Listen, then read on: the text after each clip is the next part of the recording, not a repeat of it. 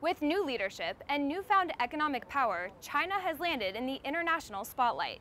The nation's economy could overtake the US and become the world's largest in just a few years. And with China's new president Xi Jinping promoting the so-called Chinese dream, many are wondering what the nation's future means for its people, the United States, and the rest of the world. In our new series, Made in China, we're taking a closer look at this rising superpower. It's the most populated country on the planet, boasts the world's biggest army, and has the largest economy after the US. It seems like China's rising star is flying higher every day. Are young people in China competitive? Yes, I think so. The Chinese like to make money. Yes, that's a very important part. Today, China is home to 168 billionaires, up from just 2 in 2005. Chinese tourists have become the biggest spenders in the world.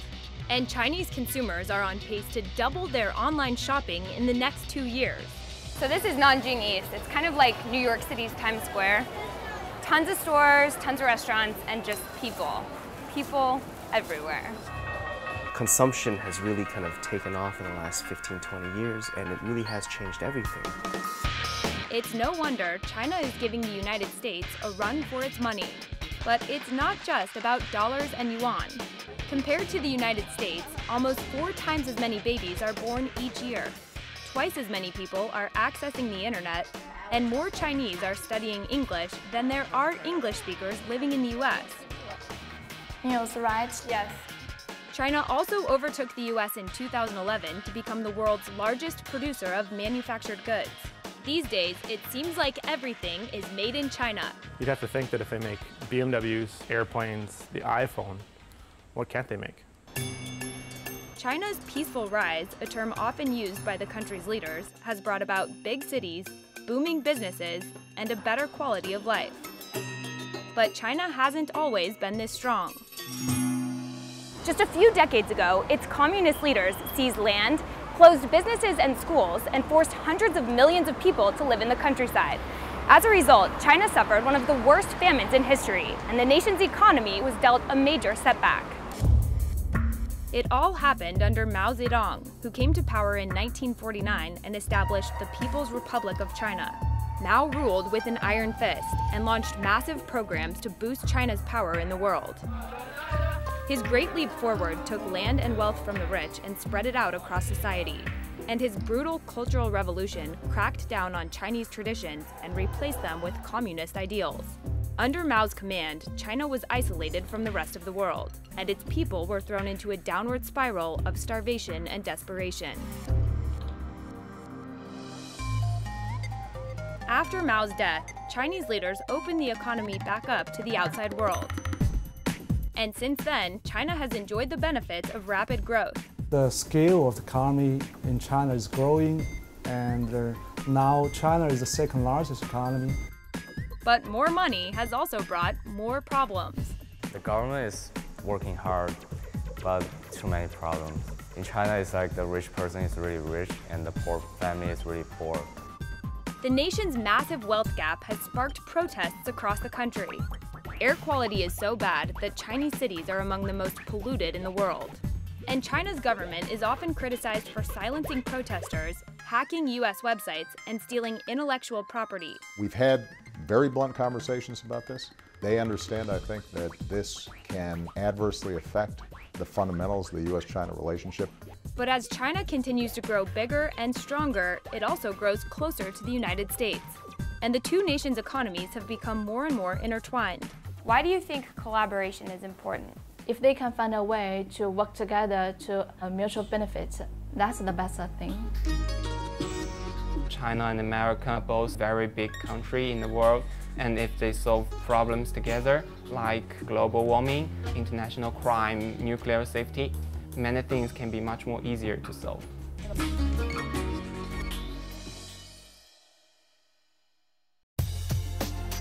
If you want to be in international business, this is the market to come to. Paxton Hall is a student from the United States, but he traveled all the way to China for an internship. What is it like doing business in China? Being an American, you're always told, oh, everything's made in China. So it's really fascinating to actually go to see where all your goods are made. Paxton's employer, Dunn Global, works with a number of Chinese factories, producing everything from bottles to building materials for businesses around the world. So this is the AC unit. The AC unit that goes in the house. The company was founded by Jim Dunn, who moved to China to help North American businesses find cheaper and faster ways to manufacture goods. So this might be something similar to what you find in your walls back at home. Jim says he can produce just about anything at a lower cost and faster pace here in China, including these pre-made houses called modular homes. So this is where you really see the benefits of Chinese manufacturing. We're in a factory right outside of Shanghai, and it's actually cheaper to construct a home here and ship it to the United States than it is to build that same exact home in America. Chinese factories like this, full of cheap labor and low production costs, have helped fuel the nation's rapid growth. They have also helped American businesses cut costs. And no country relies more on Chinese products than the United States. In 2013, we imported more than $400 billion worth of goods from China. But some say the low cost of manufacturing here is taking millions of jobs away from the US. And China has been criticized for cheating the system. The US has accused China of manipulating its currency so that the yuan stays weak. But why would China want to do that? Well, if the value of the currency stays low, then the price of goods made here stays cheap. And that encourages more foreign companies to buy more goods made in China. Chinese officials have denied these claims. But whether or not they're true, the country has benefited from the manufacturing of cheap goods. And some economists predict that the Chinese economy will pass America's in the near future. I think that at some point in time, yes, it happened. It's just a matter of time. It doesn't seem unreasonable given the fact that in just a few decades, China has risen to become the world's biggest trading nation. It now makes and sells more cars than any other country. It boasts the largest PC and smartphone markets, and it's on track to import more oil than their global counterparts. For the first time ever, Chinese consumers are expected to spend more money online than their American peers this year. But all of this economic strength has exposed some great weaknesses. Well, yeah, there's some cost you have to bear. I think it's quite common for a developing country. Because of pressure to keep costs low, Chinese factories have been criticized for unsafe working conditions, pollution problems, unfair wages, and even illegal child labor in the past. There's been a big change in the last 10 years. China understood that it had to change, that these sweatshops, quote unquote, and children working in, a factory would get closed down right now if it has a child working there. Closed down. For now, Chinese leaders are working to address the nation's problems, but they aren't showing any signs of slowing down. So as China continues to expand, business opportunities continue to grow, and so does the importance of collaboration between the US and China. They need us just as much as we need them right now. Each country has something to offer each other. At the end of the day, it really is dependent on the leaders of both of these countries and the leaders of my generation. That's the name of the town? Life is good for high school student Hope. This is your house? Yeah, 2 rooms. 2 rooms? Yeah. She was born in a small rural village in China. This is my mother. But her family recently moved to the city of Beijing so that her parents could find better jobs. This is your room? Yeah, this is my parents' room. Their apartment is cozy, just 2 rooms for 4 people. And they share a kitchen and a shower with their neighbors. But it's a big step up from their old life. And they can now afford things like a TV, air conditioning, a refrigerator, and even a computer. Is this a game? Yeah, it's a game. All things they never owned before. My family was so poor at that time, but these days my father works so hard. He works hard? Yeah, I just because my father and my parents are happy, so I'm so happy. Hope's family is part of China's booming middle class, a group that's making more money and buying more stuff than ever before. Thanks to China's rapidly growing economy, middle-class families are making 4 times as much as they did just 10 years ago. I have more opportunities now than my parents. But not everyone in China is prospering. While the rich have grown richer, the poor have become poorer. And government construction has forced millions of people to move from their villages without receiving fair payment for their land. For years, people living outside of China's big cities have not had the same access to healthcare or education as their urban counterparts. And even though China has enjoyed tremendous growth in the past few years, about 150 million people here still live on less than $1 a day. There are also major inequalities due to an old household registration system that split China's population into two categories, urban and rural. It was implemented by China's communist leaders half a century ago as a way to maintain social control. And to this day, families like Hope's who moved from rural villages still face limits on where they can live, work, and go to school in big cities. That's why Hope ended up in a unique program for so-called migrant students. This is the Dandelion School. Run by some of Beijing's top teachers, the Dandelion School provides kids born in rural areas with the same level of education received by their peers born in cities. Our policy is to change children's life by education. The reason teachers want to stay is that the migrant students work really hard, and they have dreams to be better. For a small fee, students get textbooks, core classes, a dorm room, and nutritious food. Lunch. The school meals help them stay happy, healthy, and focused. After lunch comes dishwashing. And once students are done with their schoolwork, they're free to have fun. Oh! You won't see these kind of games, dancing, or art in other Chinese schools, where classes are all about tests and grades. But the Dandelion School is special. By encouraging kids to pursue their passions, the Dandelion School gives students hope for the future. When we draw it, it can make us so happy. And it doesn't make you dream big? Yeah, it can help us to achieve our dream. I think that.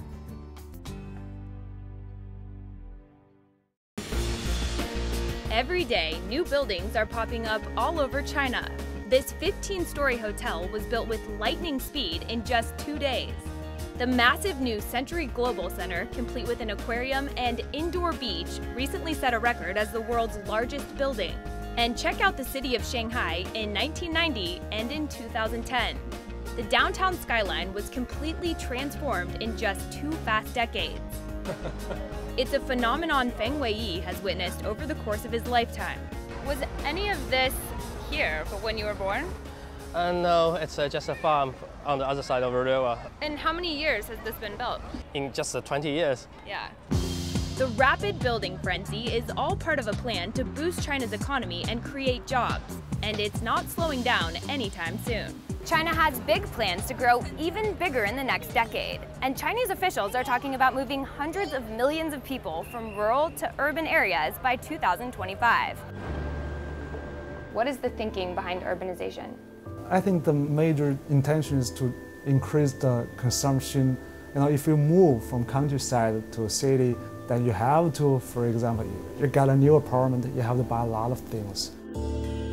To prepare, China plans to build 50,000 skyscrapers in the next 10 years, the equivalent of 10 New York cities. And the government has been investing heavily in transportation, adding dozens of airports, paving thousands of miles of roads, and expanding the world's largest network of high-speed trains. This baby's gonna take us from Shanghai to Beijing in about 4 hours. That trip would take about 3 times as long on our American trains. What's even crazier is that these fast bullet trains didn't even exist in China in 2007. Today, the country boasts the world's largest network of high-speed rail. While these infrastructure projects have created hundreds of thousands of jobs and supported the nation's growing middle class, they have come at a tremendous cost. Structures sometimes collapse due to fast and sloppy construction. And the buildings going up today are only expected to stand for 25 to 30 years. Rapid growth has also made China the biggest polluter in the world. The construction and the many people, it has changed our environment a lot.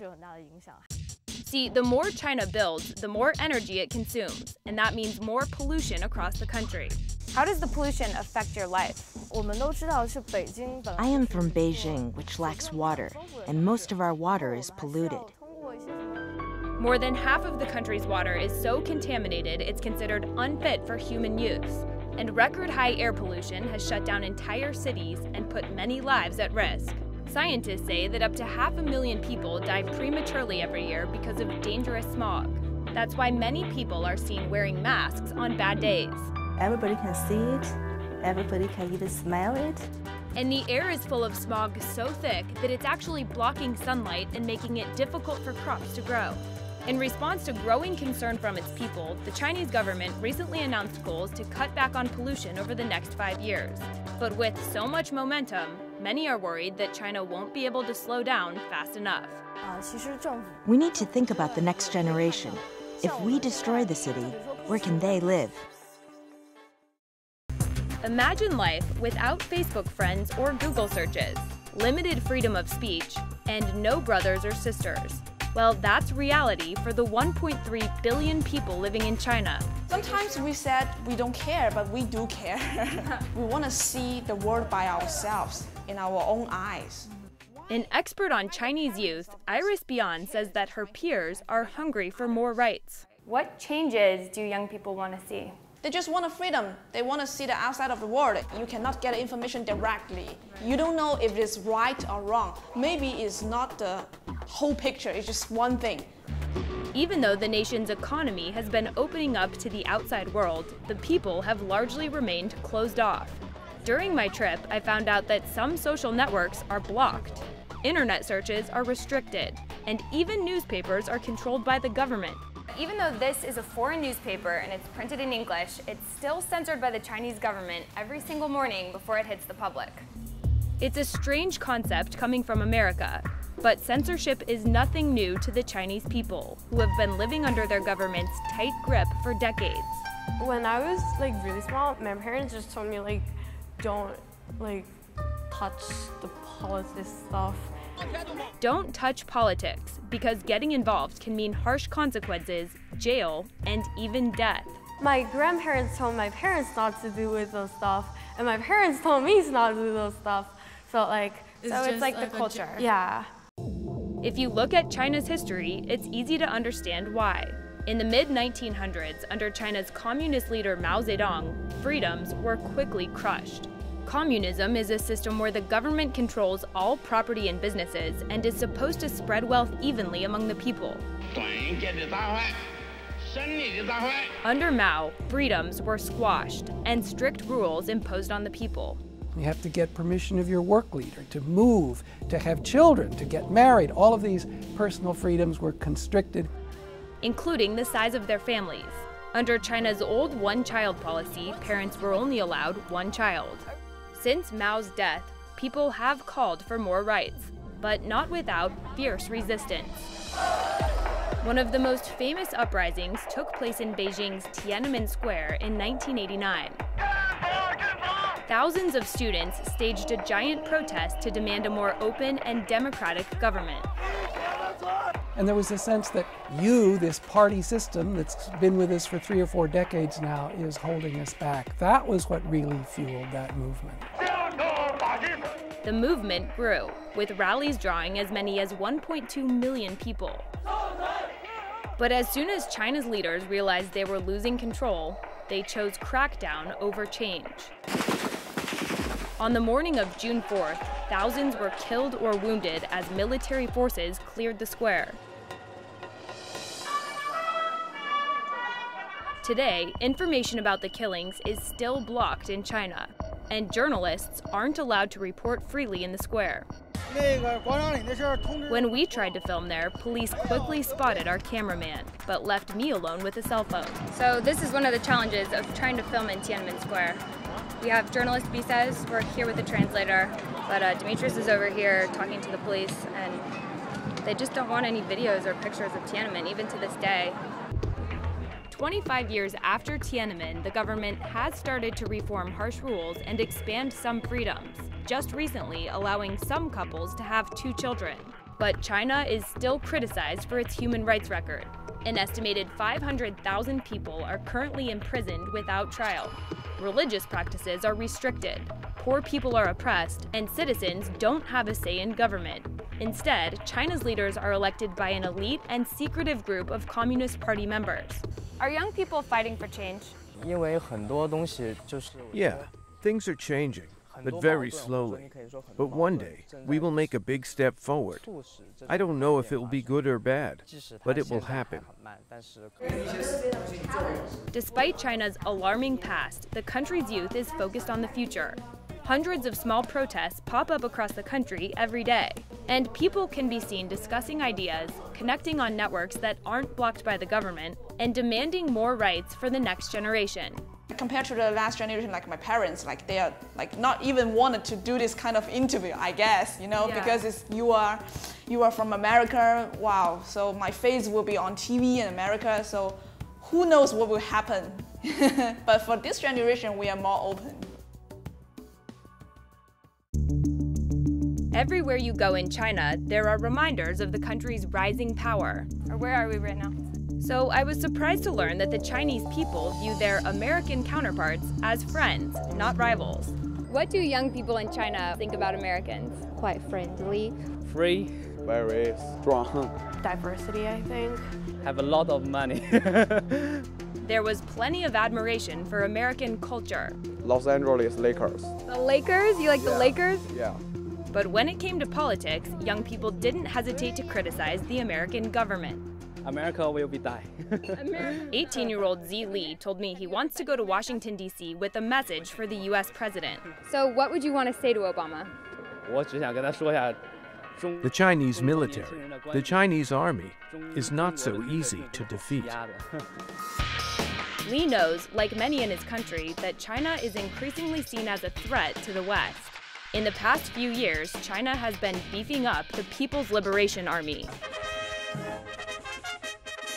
pushing for more power in the Pacific, and expanding its presence in space. Just last month, Chinese leaders announced a huge boost in military spending, $132 billion for 2014. That's only about 1/4 of America's military budget. Still, it's enough to raise eyebrows. China is a very important power and influence in Asia, so we work with China. We must work with China, and we find the common interests with China. But common ground isn't always easy to reach. Beijing and Washington have clashed over all kinds of issues in the past, from environmental regulations and human rights laws to the value of each country's currency. The US, they print a lot of money to boost their economy, but they will harm the other countries. Lately, a topic of great debate has been cybersecurity. Being in China as an American, you're kind of actively at war with, in a way. I mean, not the war that we've thought of in the past with troops and everything, but war via internet. It's a war over information and intelligence, and it's been brewing for years. U.S. officials and security experts say China is responsible for millions of hacking attempts on American businesses, universities, and government agencies every single week. But Chinese officials frequently deny those claims. The U.S. is accused of hacking China, too. And according to documents leaked by former government worker Edward Snowden last year, the U.S. has spied on Chinese businesses, banks, government agencies, and even top officials. America has tried to make China look bad on the issue of cybersecurity, yet America is also not so clean on this issue. The countries have also clashed over piracy and intellectual property rights, the stealing of ideas, inventions, and creative expression. You can get Microsoft Word over here for like 100 kwai, which is maybe $16. Because it's ripped off? Absolutely. All kinds of fake goods are made in China. Fake iPhones, Uggs, handbags, and ripped DVDs and movies. And they're shipped all over the world. China is still our #1 source country for counterfeit and pirated goods. About 62% of our seizures are from China. It's estimated that all this fake stuff is costing the United States $300 billion every year. That's theft. This can adversely affect the fundamentals of the U.S.-China relationship. Speak truth to power. The war over ideas and information is far from over, and Chinese and American leaders have yet to agree on any specific solutions. But there have been signs of improving relations between the countries. In the past year, presidents, vice presidents, first ladies, and high-ranking officials have openly discussed policies and ideas. The talks have encouraged attitudes here in China and around the world that the two powers can work together to build each other up and make the world a better place. The relationships between the United States and China couldn't be more important. The two countries need each other. China needs Americans to keep buying its products, and America needs China's money. Our government has borrowed more from China than any other country. What do you think the future will look like between the US and China? There are a lot of differences between China and the US, but they need to work together because they need each other. Each country has something to offer each other, to make each other better.